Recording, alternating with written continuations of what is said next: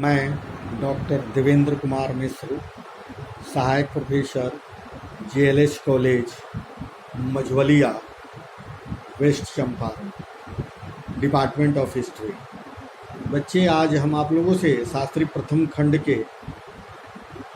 अशोक के धम्म के विषय पर चर्चा करेंगे और आप लोगों को ये सारी बातें समझाने का प्रयास करेंगे कि उसके प्रचार और प्रसार के लिए क्या किया गया। ये अशोक के धम्म का स्वरूप क्या था, अशोक धर्म को राजधर्म के रूप में कैसे स्वीकार किया गया, शासन में इसके द्वारा कैसे सुधार किया गया, तृतीय बौद्ध संगीत का आयोजन कब और कैसे किया गया, इन सारी बातों पर आप लोगों से हम चर्चा करेंगे। हमारे समक्ष यह महत्वपूर्ण प्रश्न उठ खड़ा होता है कि अशोक महान का धम्म या धर्म क्या था। धम्म शब्द के वास्तविक अर्थ पर विद्वानों को गहरा मतभेद है। आप लोगों को प्रायः मैं बताता हूँ कि इतिहासकारों में काफ़ी भिन्नताएं हैं। समय, डेट और शताब्दियों को लेकर सदैव विरोधाभास रहा है। अपने दूसरे अभिलेखों में अशोक ने स्वयं जिज्ञासा प्रकट की है कि धम्म अर्थात धर्म क्या है। इस प्रश्न के उत्तर में अशोक स्वयं कहते हैं कि बहुकथा ने दवा देने सोचने अर्थात पापहीनता, बहुकल्याण, दया, दान, सत्यता और शुद्ध ही धम्म है। किंतु यह उल्लेखनीय है कि अशोक के अभिलेखों में उल्लेखित भव्य बौद्ध धर्म नहीं था, क्योंकि भब्रू अभिलेख को छोड़कर उसमें कहा है कि धम्म का प्रयोग बौद्ध धर्म के लिए नहीं किया है। अशोक के अभिलेखों में न तो त्वरित, आर्य, सत्य और अष्टांगिक भागों का उल्लेख ही हुआ है और न निर्वाण की व्याख्या की गई है। यही कारण है कि अशोक का धम्म विद्वानों के बीच अत्यंत ही विवादास्पद विषय बना हुआ है। जहां एक और डॉक्टर टॉमस अशोक को जैनी मानता है, एक इतिहासकार उसको जैनी मानता है, जबकि हम सभी जानते हैं कि वो बौद्ध को मानने वाले थे, बौद्ध धर्म को मानने वाले थे। वहीं दूसरी ओर शेनाथ तथा भंडारकर जैसे विद्वान उसे बौद्ध धर्मावलंबी मानते हैं। जबकि हेरास का कथन है कि अशोक ब्राह्मण धर्म का अनुयायी था, वो ब्राह्मण धर्म को मानने वाला व्यक्ति था। किंतु डॉक्टर D.A. स्मिथ और डॉक्टर R.K. मुखर्जी जैसे आधुनिक इतिहासकार में विवाद है कि इस गुत्थियों में न उलझकर अशोक के धर्म को सार्वभौम धर्मों की संज्ञा दी है, जो सर्वाधिक समीचीन प्रतीत होता है। उसके मतानुसार अशोक के धर्म में सभी धर्मों के अच्छे अच्छे गुण समाहित थे और जो किसी भी एक धर्म के सीमा में नहीं बन सकता था। वस्तुतः अशोक ने जिस धम्म का स्वरूप विश्व के समक्ष रखा, प्रस्तुत किया, वह समस्त धर्मों का सार है। इसका धम्म अनेक सुधारवादी आंदोलनों को पृष्ठभूमि प्रस्तुत करता है। अशोक के द्वितीय और तृतीय स्तंभ लेखों को सप्तम शिलालेख में धम्म का पूरा सार मिलता है। वस्तुतः अशोक का धम्म तत्कालीन सभी धर्मों का सार था।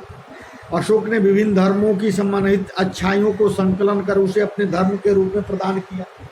अशोक क्या किया, जितने भी धर्म थे उसमें से जो चीज अच्छी बातें थी उसको अपने अंदर आत्मसात किया और उनका ही इस शब्द में उल्लेख किया।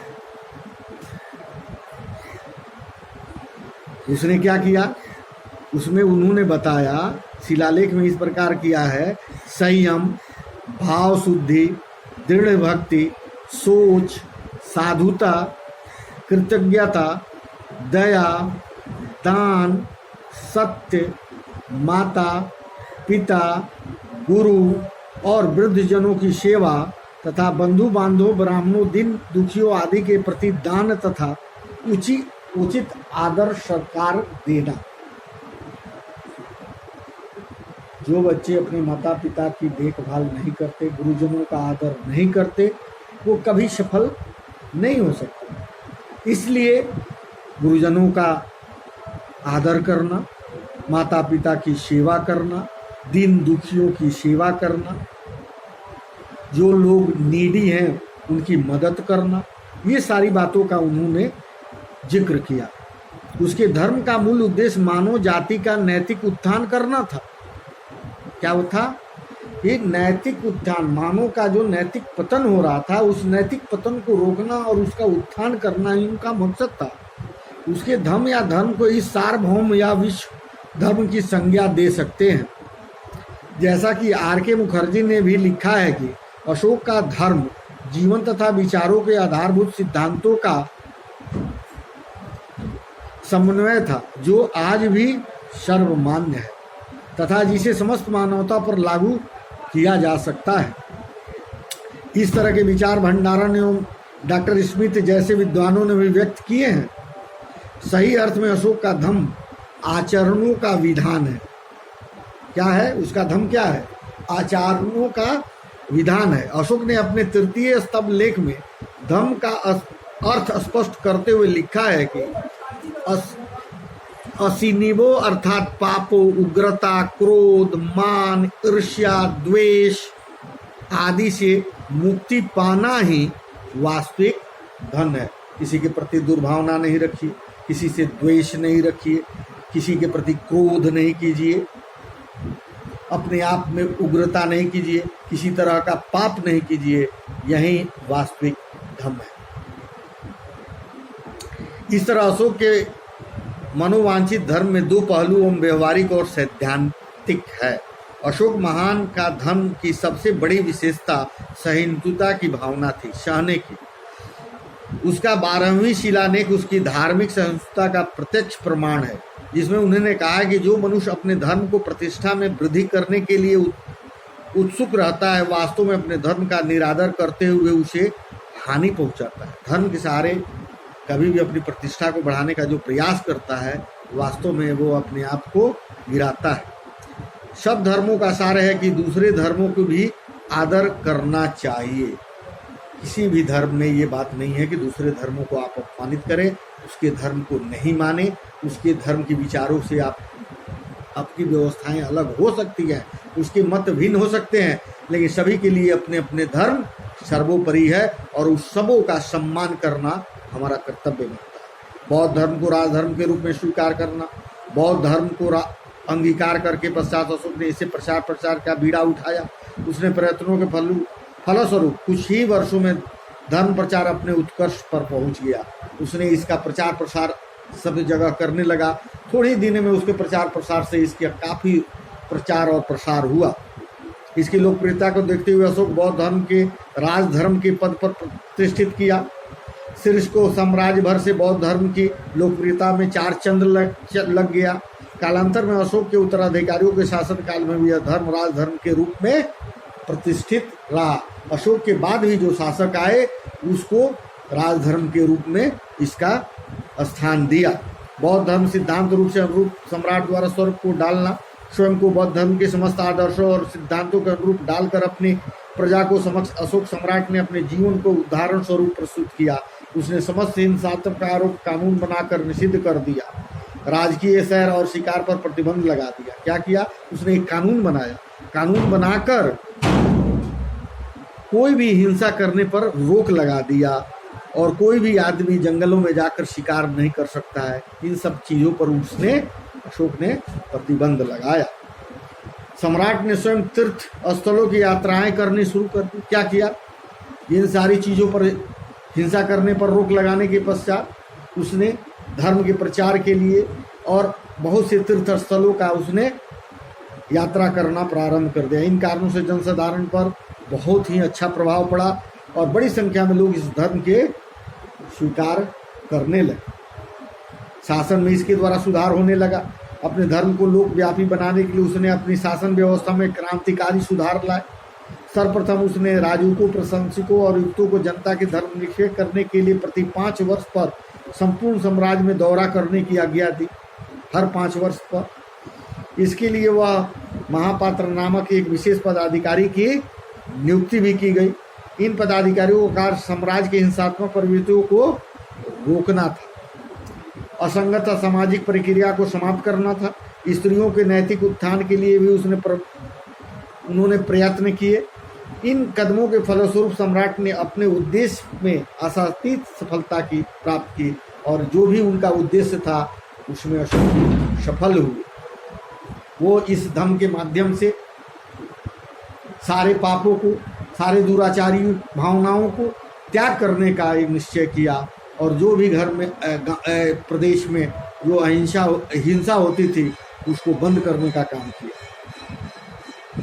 बौद्ध धर्म की आंतरिक फूट को दूर करने के उद्देश्य से अशोक ने शासनकाल में 13वें वर्ष में साम्राज्य की राजधानी पाटलिपुत्र पुत्रतिश के सभापतित्व में तृतीय बौद्ध संगीति के आयोजन किया। अशोक के व्यू अभिलेख एवं इस संबंध में व्यापक प्रकाश डालता है। 9 महीने तक चलने के बाद सभा समाप्त हुई। उसकी सफलता से बौद्ध धर्म में फैलती हुई फूट को विनष्ट किया गया। 9 महीने तक